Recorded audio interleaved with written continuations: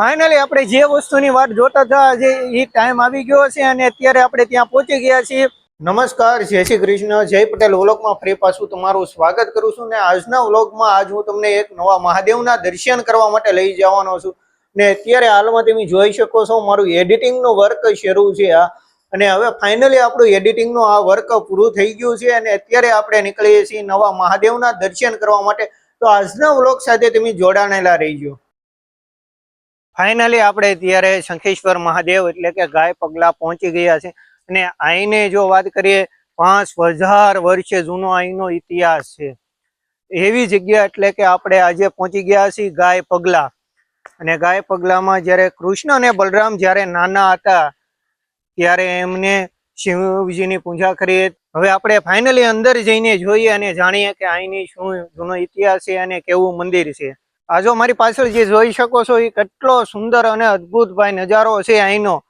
અને હવે અહીંયા અહીંનો વ્લોગ આજે આપણે ફરી શરૂ કરીએ છીએ, તો જોડાણેલા રહીજો આજે અમારી સાથે। જય ગૌ માતા। ચાલો આજનો વ્લોગ અહીંયા શરૂ કરીએ।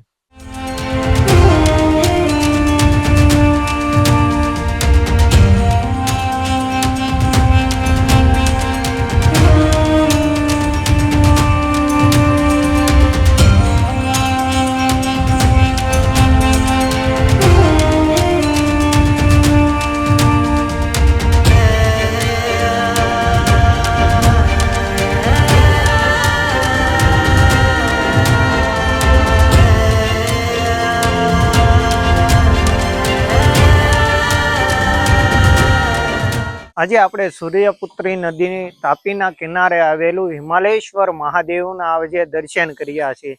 ને આ સ્થળને ગાય પગલા આપવામાં આવ્યું અને અહીંની ખૂબ જ પ્રાચીન માન્યતા પણ છે। તો ચાલો જાણીએ આજે આની શું પ્રાચીન માન્યતા છે।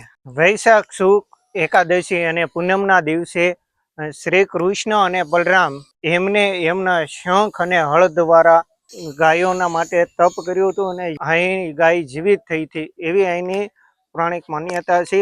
ત્યારથી આ જગ્યાનું નામ શંખેશ્વર મહાદેવની જે શિવલિંગ પ્રસન્ન થઈ હતી અને સાથે આ જગ્યાનું નામ ગાય પગલા, ત્યારથી આ જગ્યાનું નામ ગાય પગલા નામ પડ્યું છે।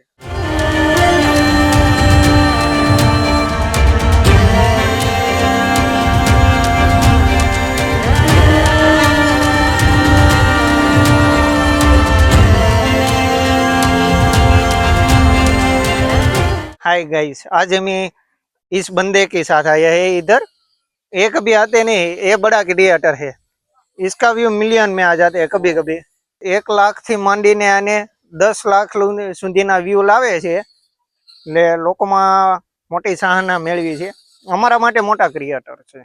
બસ જુઓ ને અહીંયા દર્શન કરવા આવ્યા હતા ફ્રેન્ડ સાથે। ચાલો આપણે અહીંયા તાપી કિનારે દર્શન કરી આવીએ એમ। આ દર્શન કરીને અહીંયા ખૂબ જ મજા આવી ભાઈ। તાપી કિનારે આવો સુંદર વ્યૂ હતો ને ભાઈ, ખૂબ જ અદ્ભુત અહીંયા દર્શન કરવાની મજા આવી છે। ને ભાઈ આજનું વાતાવરણની વાત કરીએ તો ભાઈ હું જબરજસ્ત। આમ જો આજનું વાતાવરણ ભાઈ થોડોક ડરે છે કે ભાઈ વરસાદ આવી જાય છે ને તો હેરાન થાઈશું એવો। અને આ બાજુ હું તમને જો નંદી મહારાજ બતાવું તો ખૂબ જ મોટા, મારથી પણ બહુ હાઈટમાં મોટા હોય એવડા મોટા નંદી મહારાજ અહીંયા બિરાજમાન છે।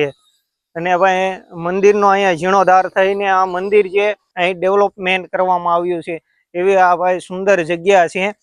ને અહીંયા ભાઈ શાંતિનો અહેસાસ થાય છે। દર્શન કરીને અમને ખૂબ જ મજા આવી આ જગ્યાના। અને આપણે થોડીક બેઝિક રીતે વાત કરી, જે આપણને પુરાણી કથાની થોડીક ખબર હતી એ રીતે આપણે વાત કરી।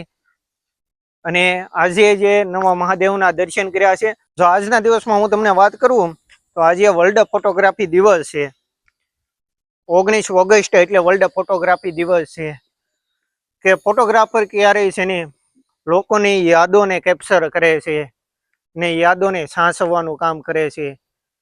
એવું સુંદર મજાનું એક સર્જન અને કલાત્મક કામ એટલે ફોટોગ્રાફી ને સુંદર એક દ્રશ્ય ઊભું કરે છે।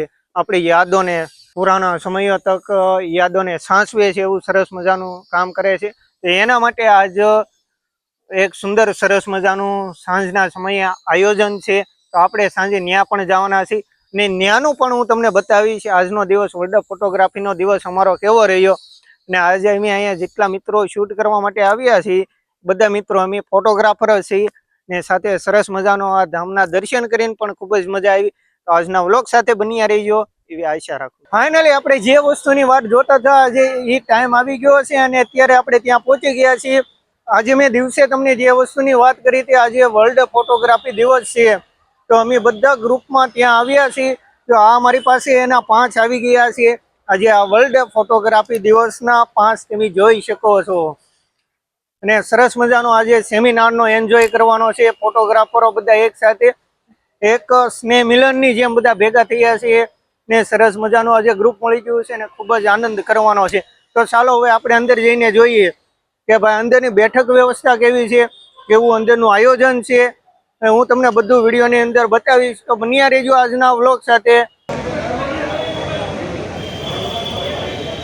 રાખીએ આ જીવનભર કોઈ પણ ક્ષણોને કેદ કરવાની કળા એટલે ફોટોગ્રાફી. અને જ્યારે તમે કોઈ પણ કેદ કરેલી તસવીરને ભવિષ્યમાં પણ જુઓ. આજે તમને મહાદેવના દર્શન કરાવવા ફોટોગ્રાફીનો આજે વર્લ્ડ ફોટોગ્રાફી દિવસ હતો. તો એમાં આપણે ગયા હતા. તો એમાં પણ સરસ મજાનું કઈ ટાઈપનું હતું એ બધું તમને બતાવ્યું છે. ને આજનો વ્લોગ હું આશા રાખું છું કે તમને ખૂબ જ ગમ્યો છે અને તમે ચેનલ પર નવા આવ્યા છો તો અમારી ચેનલને સબસ્ક્રાઇબ કરતા જજો. અમારો વ્લોગ તમને ગમ્યો હોય તો લાઈક, શેર, કોમેન્ટ કરતા જજો. જય હિન્દ.